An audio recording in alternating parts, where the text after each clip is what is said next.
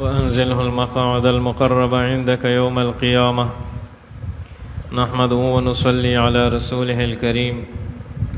أما بعد فأعوذ بالله من الشيطان الرجيم. بسم الله الرحمن الرحيم.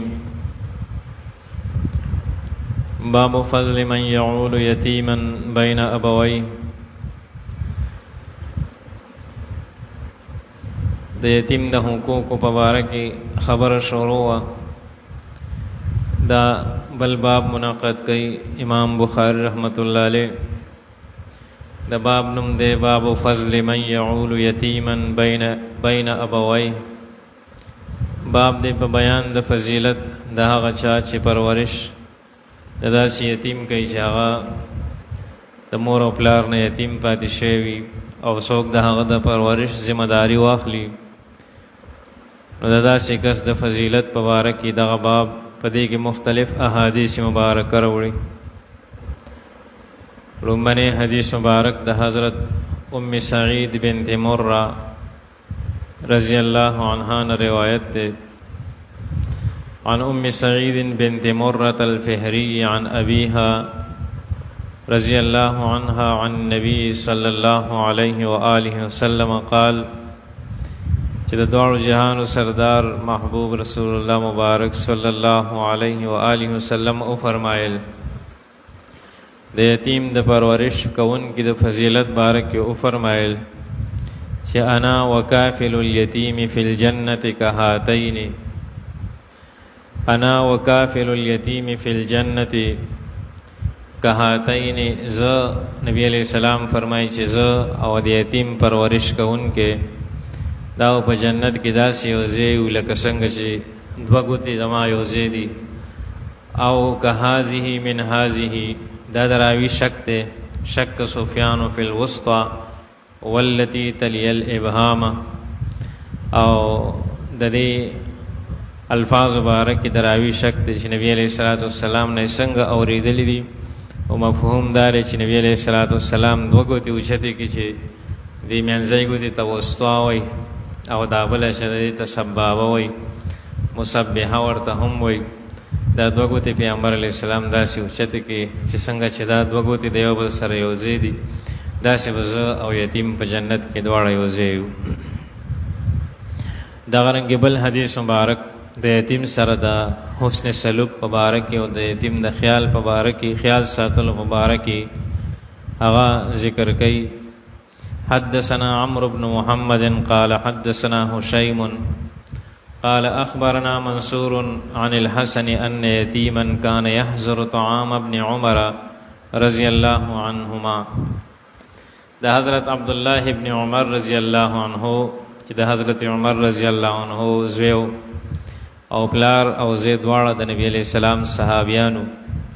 د حضرت ابن عمر رضی الله عنه په باره کې ذکر کوي چې د هغوی درستخان ته به یو یتیم حاضرېدلو.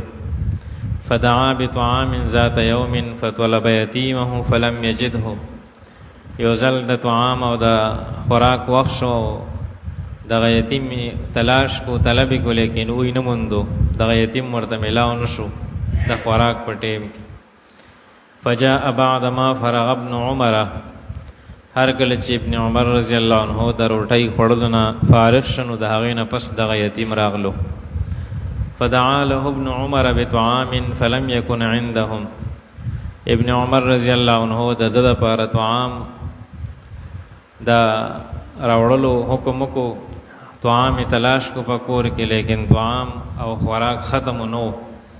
نو فلم يكن عندهم خوراک او روټۍ وغیره دا ختمه وه. فجاءه بسویق وعسل. نو دی یتیم ته پیش کړل ستوان او شهد چې هر کله طعام روټۍ او سالن وغیره ختمو نو دغه یتیم دا خوراک د پاره ستوان او شهد دا هغه پیش کړل او دای ورته راوړل. فقال او دی یتیم ته وی چې دونک هذا فوالله ما غبنت. او خورا او دا دستا په قسمت کې دادی او په الله باندې قسم وی چې په الله مې دې قسم وی چې تا تاوان نه دی کړی بلکې تا ګټه وکړه ځکه تا زمونږ نه ښه خوراک وکړو. یعنې تا ته چې ما کوم شی پیش کړو دا زمونږ د خوراک نه ښه خوراک دی. یقول الحسن او حضرت حسن رضی اللہ عنہ فرمائی چې وابن عمر والله ما غبنا، او حضرت ابن عمر رضی اللہ عنہ هم په الله مې قسم وي چې هغه هم تاوان نه دی کړی، هغه هم ګټه وکړه چې یتیم د دنه بېنوا پاتې نشو، بلکې د خپل خوراک نه بهتر خوراک په دې یتیم باندې وخورولو. دا د یتیم د خیال د ساتلو په باره کې د صحابه کرامو هغه طریقه او معمول هغه ذکر کو، او د حضرت ابن عمر رضی الله عنه واقعا ذکر کړه. دا رنګ دویم باب مناقض کوي. په دې باب کې صرف یو حدیث امام بخاری رحمت الله علیه راوړی دی، او د باب نوم دی خیر بیت فیه یتیم یحسن الیه. خکور او بهترین کور هغه دی چې باغی کې یتیم وي او د هغه سره ښه سلوک کولی شي. هغه کور چې باغی کې یتیم وي او د هغه خیال ساتلی شي، نو هغه کور په کورونو کې بهترین کور دی. دا حدیث مبارک د حضرت ابو هریره رضی الله عنه نه روایت دی. عن ابي هريره رضي الله عنه قال قال رسول الله صلى الله عليه واله وسلم. ابو هريره رضی الله عنه نے روایت تے چې د دوه جهانو سردار محبوب رسول الله مبارک صلی الله علیه و آله وسلم او فرمایل خیر بیت فی المسلمین، مسلمانانو کې پټولو کې خکور هغه دی بیت فیه یتیم یحسن الیه، هغه کور چې پاغي کې یتیم وي او د هغه سره احسان کولی شي، د هغه خیال ساتلی شي.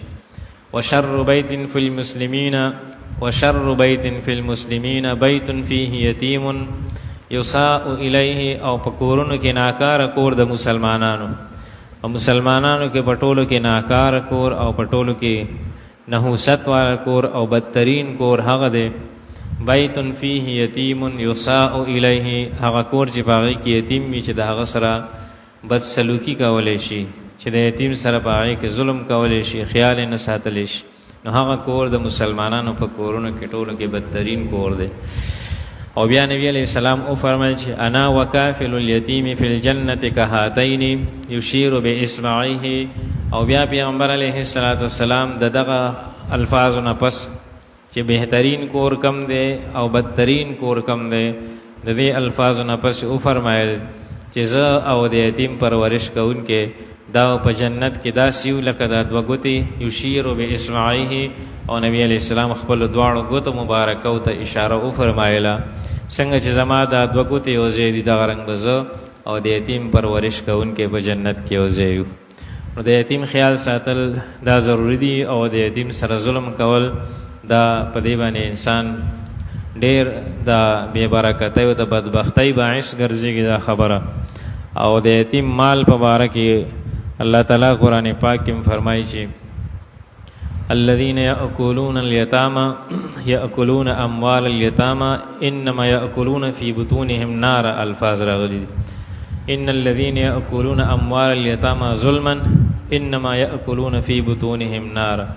هغه خلک چې د یتیم مال په ظلم سره په بې انصافۍ سره خوري، نو دا په خپلو خېټو کې اور د دوزخ اچوي. نو د یتیم د مال خیال ساتل او د یتیم د پرورش خیال ساتل دا د وارث فرض دی او د وارث ذمہ داری ده، او د الله په نسبت باندې ډېر لوی مقام دی، او بنده ته په آخرت کې د نبی علیه السلام رفاقت او ملګرتیا په دې باندې حاصلېږي. سبحان ربک رب العزة عما یصفون، سلام علی المرسلین، الحمد لله رب العالمین، والصلاة والسلام على أشرف الأنبیاء والمرسلین سیدنا مولانا محمد و آله و اصحابه اجمعین. الله تعالی زموږ د ټولو ګناهونه معاف کړي، نبی علیه السلام د ټولو امتیانو ګناهونه معاف کړي، ټول حاضرین دا ناسته قبوله کړي، خپل رضا د نبی علیه السلام کامل اتباع نصیب کړي، ټولو پریشان حال او پریشانۍ ختم کړي، بیماران ټول ته سره زموږ کامل شفا نصیب. مشران کشران مجسم را وفات کړي، الله ټولو بخښنه وفرمایي، الله تعالی د خپلو نافرمانونو مو وساتي، نبی علیه السلام کامل اتباع نصیب کړي، په ایمان مخاتمه نصیب کړي. وصلی الله تعالی علی خیر خلقه سیدنا مولانا محمد و آله و اصحابه اجمعین برحمتک یا رحمت.